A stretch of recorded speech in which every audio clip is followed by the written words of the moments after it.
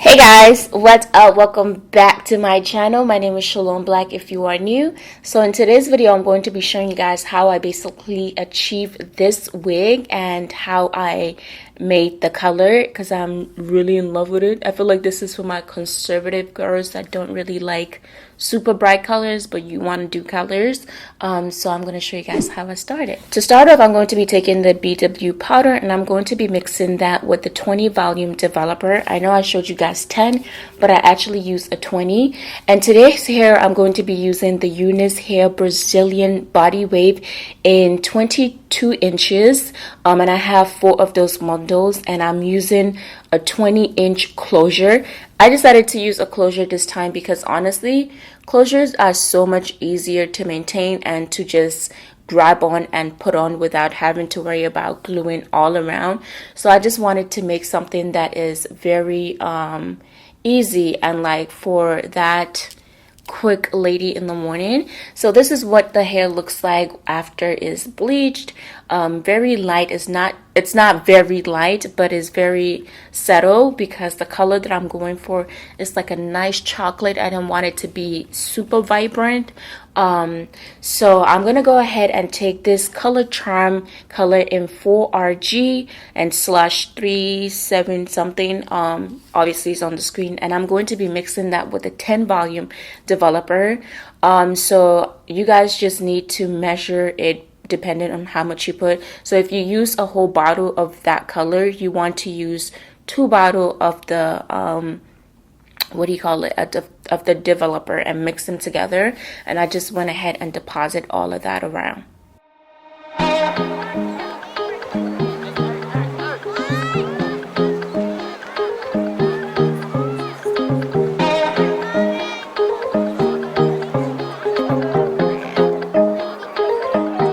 So as you guys can see, this is how the hair turns out to be after I rinsed it and conditioned the hair.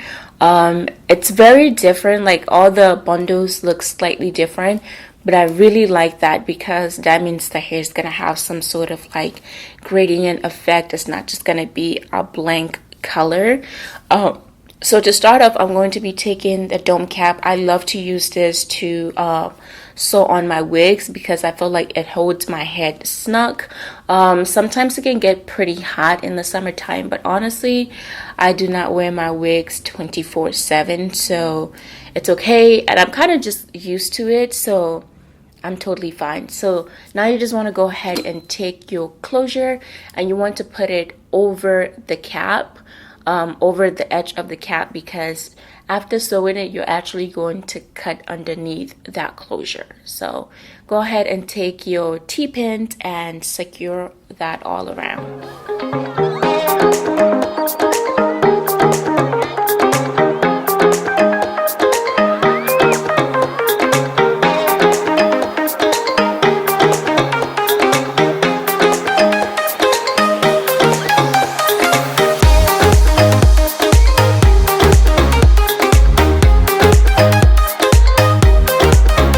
And then you just want to go ahead and take your needle and thread. Hopefully you do know how to sew wigs.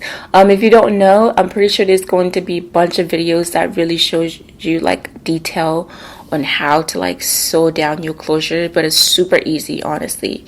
And then of course you want to go ahead and start off with your bundles, and I just like to take the bundles and I started from like the edge of the front and I sew it around to the other side.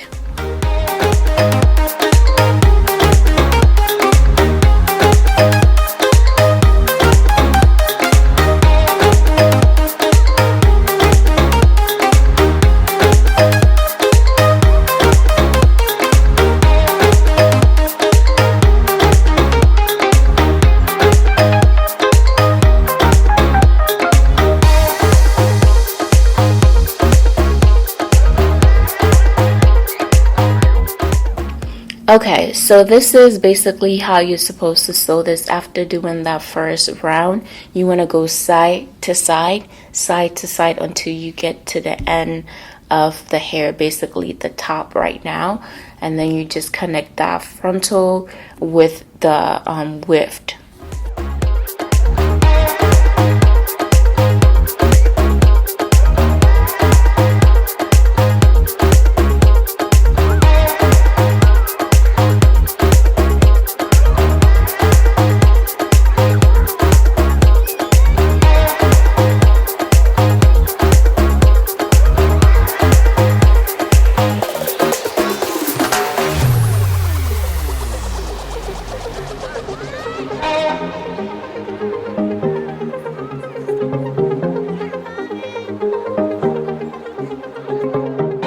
So right now I just decided to go ahead and take a wig that is not colored at all because I wanted to bring some low light into the hair. Because I'm not a professional, so I don't know how to do the coloring of low light. So I thought maybe if I just take a bundle and I put it in between the width and the front, the closure, that would kind of give it that effect. It didn't really make a huge difference, but like when I'm outside and the hair is nicely curled, you can kind of see the low light, which I really love. So now I'm just going ahead and cut out that piece that I told you guys I was going to cut out so that we expose that lace. Okay guys, this part right here is so funny, but it wasn't funny at the time. So I just got this scissors thing. Obviously I did not know it was going to be this sharp. Watch what I just did. I was so shocked. I just stood there and I literally just stared at the hair, and then I stared at the bleeding comb thing, whatever it's called. I was so shook, guys. Like, this is how you know I am not a pro. Please do not do this. Make sure you know how sharp it is, and make sure you don't start from the top. And I still went ahead. So now I'm really taking my time and I'm being hella careful so that I don't chop off the wig. I honestly don't know how I was going to fix that, but somehow I fixed it. And the wig is okay.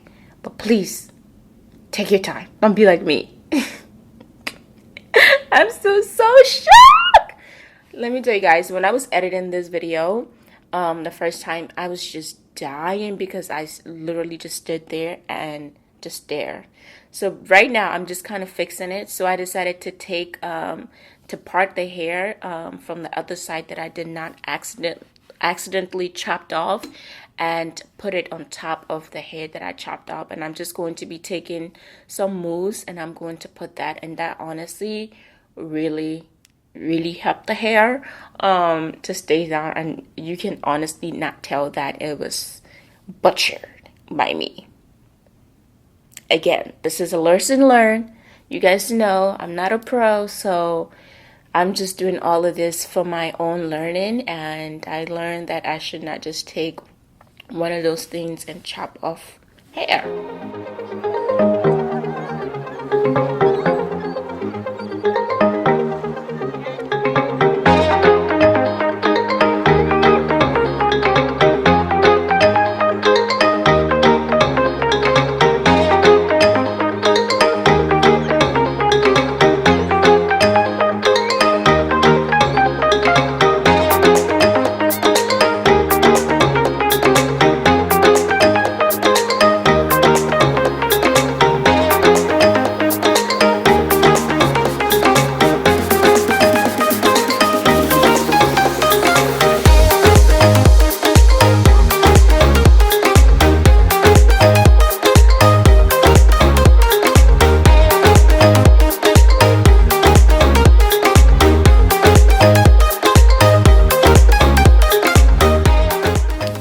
So I just went ahead and added some curls on the hair. You guys know I love my little curls. Added that and I sprayed it and went ahead and sort of like finger brushed it just for a really nice simple wave. And as you guys can see, you cannot tell that I butchered the front of that hair. And as you guys can see, the low light that I was talking about, I really love this color. I posted it on Instagram and you guys were like, I hope you did a video on this. Yes, I did. Here you go. I hope you guys enjoyed this video, and if you do, please go ahead and give it a thumbs up and subscribe to my channel for more videos. And please click on that bell so you're notified when I post new videos. Thank you so much for watching this video. Remember to always be your own kind of beautiful.